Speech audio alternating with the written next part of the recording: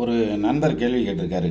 ஐயா, இரவு 12 மணிக்கு மேல் காலை 6 மணிக்குள் பிறந்த நாள் எந்த நாளை கணக்கிடுவது?